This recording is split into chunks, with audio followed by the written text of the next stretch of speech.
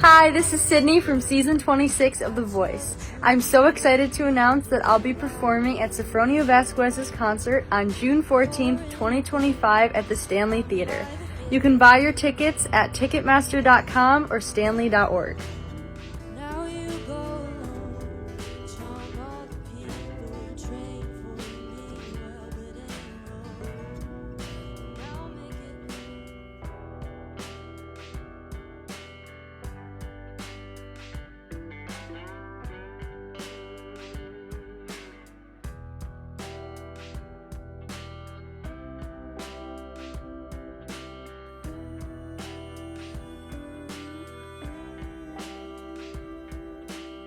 Magandang araw po sa inyo at welcome back dito sa ating pinakabagong video. At ipopromote po natin ng paulit-ulit itong concert ni Sofronio Vasquez dito sa Utica, New York kasi napanood nyo rin po yung promotional video ng kasama ni Sofronio dito sa The Voice USA Season 26 na itong si Sydney Sterlace. At nag-promote siya kasi makakasama siya ni Sofronio dito sa kanyang live event or live performance sa Stanley Theater sa Utica, New York. And kaisa po tayo doon sa hopeful na sana ay ma-sold out ni Sofronio Vasquez ang kanyang concert dito sa kanyang hometown sa mga susunod na buwan, June 14. Pero bago ang lahat ay huwag kalimutang mag-like at mag-subscribe na rin kayo para updated kayo sa ating mga latest issue. At napanood nyo nga po yung promotion dito ng concert ni Sofronio sa Utica, New York. Makasama niya dito at baka merong pa-surprise na itong si Michael Bublé, yung sinabi niya na baka sasali siya rin dito sa live performance ni Sofronio Vasquez, which is yun nga ang inaabangan. So paulit-ulit nating sinasabi mga kapolitika para ma-promote ng husto itong kanyang concert at we are hopeful na ma-sold out niya yung kanyang concert dito sa Utica, New York. So abangan po natin, ito po ay isang nakaka-excite na event ni Sofronio at dahil hometown niya po ito, 'di ba, sa Utica, New York. At the same time, yung i-play rin po natin yung video na kung saan ay throwback video lamang po ito kasi may nag-comment doon sa ating mga naunang video na hindi na bago yung ibang mga clips. So ito po ay kuha dito sa Seattle, Washington na kung saan ay dati namamasyal-masyal itong si Sofronio Vasquez dito sa mga states ng Amerika. So itong video naman na to is sa Seattle, Washington at enjoy na enjoy si Sofronio. So again, kung sino pa po yung hindi nakakuha ng ticket ay i-browse nyo na lang po yung Ticketmaster.com at doon kayo makabook ng ticket. At makakasama rin po ni Sofronio sa mga sunod na concert niya itong si Ryan Quinn na isa ring performer dito sa The Voice USA Season 10. So medyo matagal-tagal na but makakasama siya ngayon ni Sofronio dito sa kanyang mga live event. Okay, so mga kapolitika, ano po ang yung magreaksyon na makakasama ni Sofronio yung kanyang isa sa mga live performer rin po doon sa The Voice USA Season 26 na si Sydney Sterlace. Kayo po ba ay excited? Mag-comment down below at huwag kalimutang mag-like at mag-subscribe na rin kayo para updated kayo sa ating mga latest issue.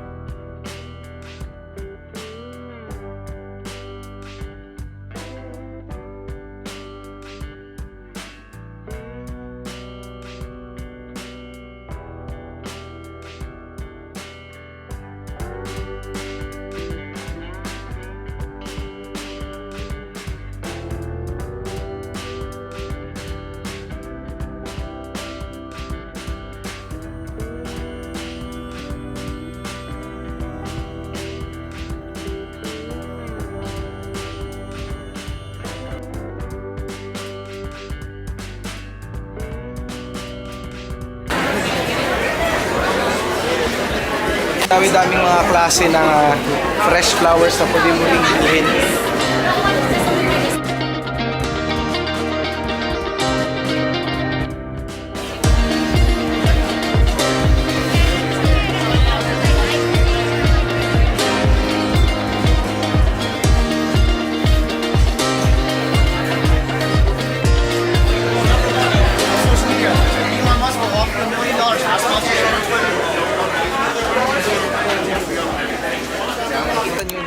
haba ng pila kasi andito tayo sa pinakaunang Starbucks sa buong mundo. Sa pila.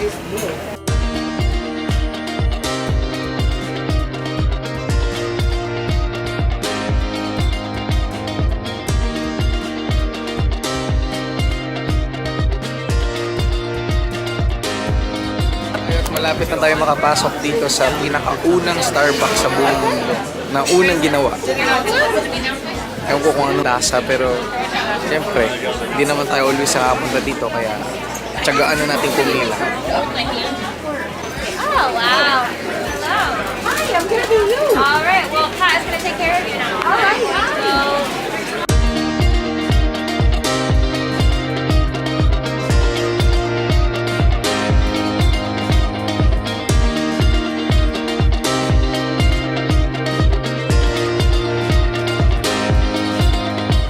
Mahaba ng pila pero siyempre lalaban tayo. Tapos na tayo mag-order and nandito na tayo sa site kasi naantay natin yung order natin.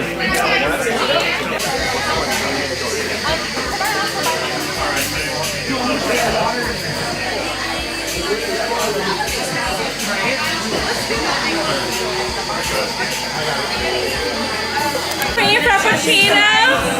Yeah. Say hi for me. All right. Thank you. Here you go. Thank you. And Sarah.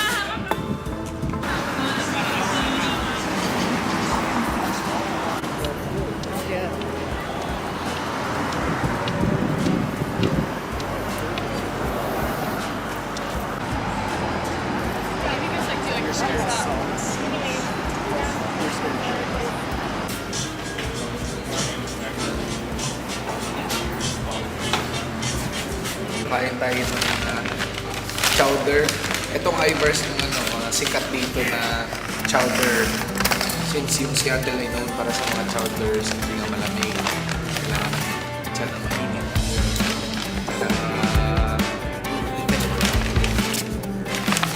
Your ketchup, your mayo.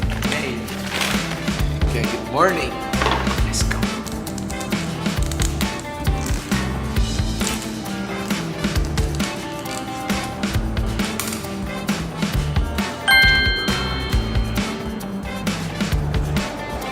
Sa loob tayo ng isang antique shop dito sa Seattle.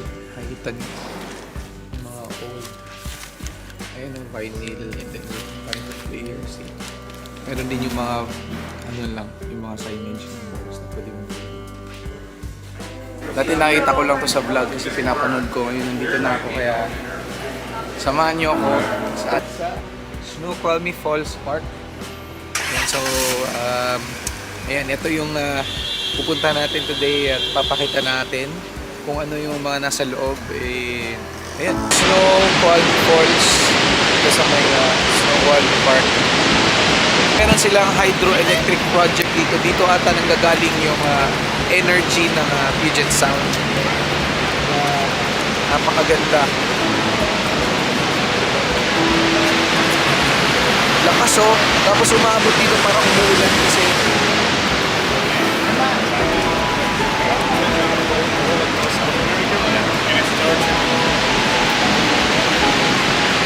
Nagagamit nila yung energy for the Puget Sound. Mga sinusupply din silang current sa lugar. Kaya, pakaganda. Sa Snoqualmie Park. Kagandahan dito sa Washington State is ang daming roads, ang daming forest, ang daming mga trails na ginawa.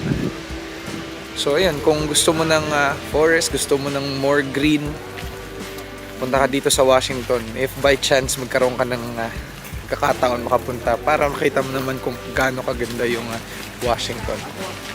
Yeah. Ayan, so makikita nyo dyan, meron nakalagay na red huckleberry. Ito pala yung itsura niya. Naririnig lang natin yung huckleberry sa kantang Moon River. Pero maiba tayo, ang kalaban dito sa mga trail sa lugar ng Washington ay may mga got to believe in magic. Joke lang yung mga goat kasi pababa, madalas mahirapan tulad nung kaibigan natin nasa nahirapan siya. ng Snoqualmie Falls Park ay possible na makahanap ka or makasalubong mo yung mga black polar bear, tapos yung mga maliliit na robin. Ayun, tapos meron ding mga deers. Sana naman makahanap tayo. At huwag tayong habulin.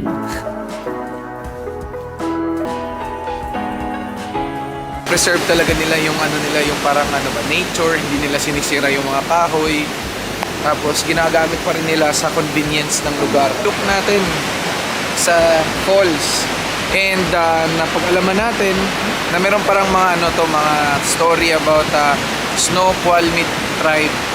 So ito pala ay parang moon the transformer. Parang meron silang kwento na yung mga wish daw natutupad kapag nandito ka, tapos parang gabi, and then mag-wish ka, tapos magkakatotoo siya dahil sa power ng falls.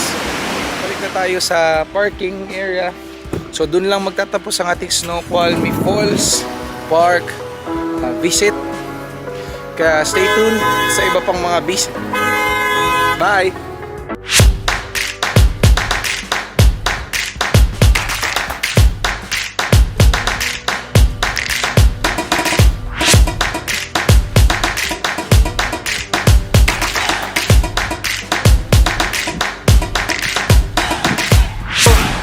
Sa likod natin yung Mount Rainier at napakaganda ng view. I think ito yung isa sa mga pinakamagagandang spot dito na pwede kang mag-video, pwede kang mag-picture. So yun na. Daming dumadaan tsaka humihinto sila kasi na-amaze sila sa sobrang. Tignan mo, napakasani, tapos nakikita mo talaga yung buong buhay. Yeah, yun lang, natatakot ako.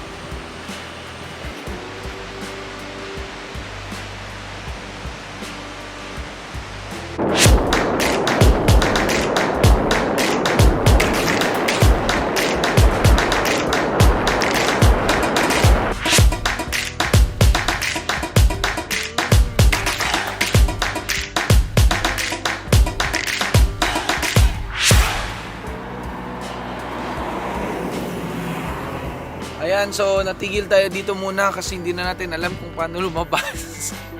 Pasaan-saan na lang tayo dumaan. Pero syempre, ganda-ganda! Sabi nga daw nila, pag nangarap ka, kailangan mong isigaw sa mundo. Kaya mo isigaw sa universe. Kaya sabihin natin, yayaman tayong lahat! Ha!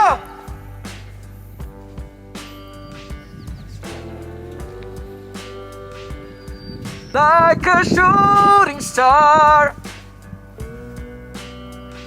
I can go the distance.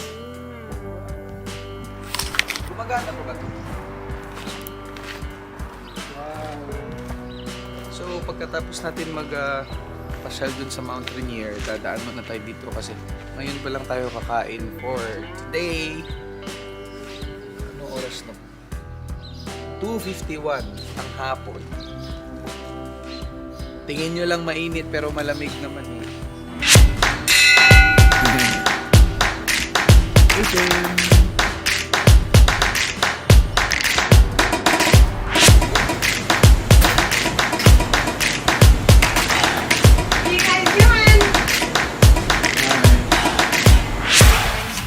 The pizza!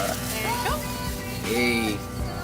Ayan, dumating na yung pizza natin. After sa long drive natin papunta sa Mount Rainier, likod natin, dito tayo sa may Pizza Express. We are going to eat this fresh baked pizza. Ayan, worth it naman yung drive kahit medyo nawala-wala tayo. Maganda yung area. Bye! Today, pupunta tayo ng Bainbridge. It's an island na may mga pwedeng magandang tingnan. Tsaka always kung nakikita sa mga vlogs to kapag pumunta ng Washington. Ayun, isa sa mga pinupuntahan talaga yung Bainbridge. So, yun yung pupuntahan natin today. So, join me! So, pagkatapos natin kumuha ng ticket dun sa labas, dito na tayo sa loob ng terminal and then Nantay na lang natin yung ride natin papunta sa Bainbridge from Seattle.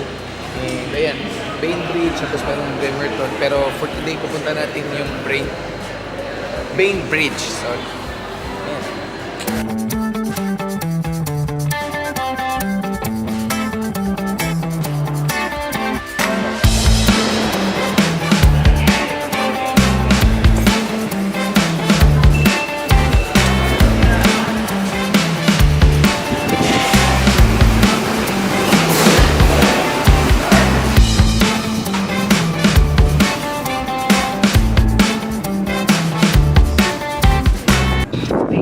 Narinig ko yun, welcome aboard. Nakasakay na tayo dito sa ferry. And then, it's a 30-minute travel papunta dun sa island ng Bainbridge. Then, kanina may nakita tayong aso na napakabait. So, ayun, enjoy lang natin yung view. Napakaganda. Parang nakikita mo yung ito yung Seattle downtown Seattle tapos ayun yung space nila.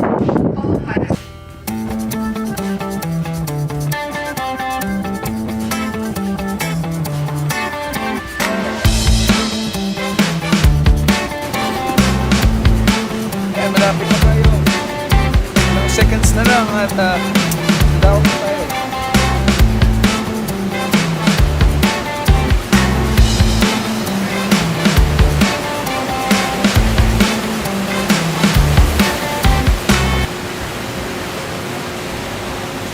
So, nasa gitna na tayo or nasa downtown na tayo ng Bainbridge Island. Since wala tayong dalang sasakyan, maglalakad-lakad lang tayo. Hindi ganun kalamig compared dun sa Seattle, kaya hinubad natin yung jacket. Ayan. Lakad-lakad lang tayo tapos uwi na tayo after. May nakita ulit tayong pagkainan. Yun, ice cream. Pumunta lang talaga tayo dito para magpataba. Bahala na. Yun, nakikita nyo yan.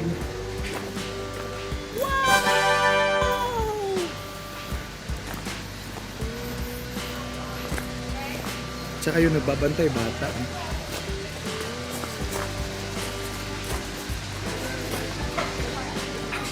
Emma and Otto's ice cream dito sa may Bainbridge. Pwede kang mag-order ng vegan vanilla flavor. So, try to check it.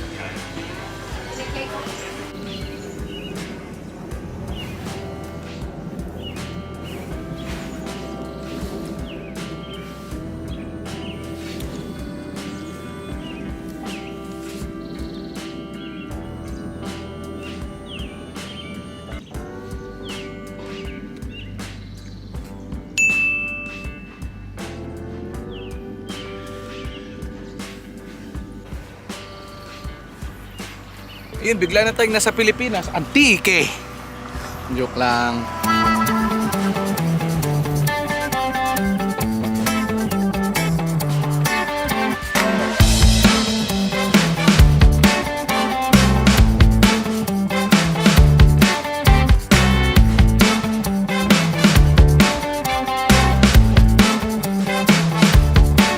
Ayun, so tapos na natin yung quick tour natin dito sa may Bainbridge Island.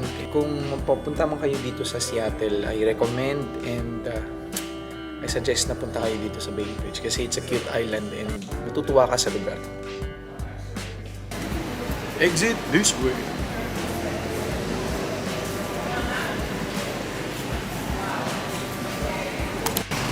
Ayan, bago tayo umuwi, daan muna tayo dito sa Chinatown ng Seattle. I believe it's still downtown. And dahil isang Pinoy ang nandito sa Seattle, bisitahin natin yung famous bakery dito na nagbebenta ng mga dessert, mga delicacies. And food famous.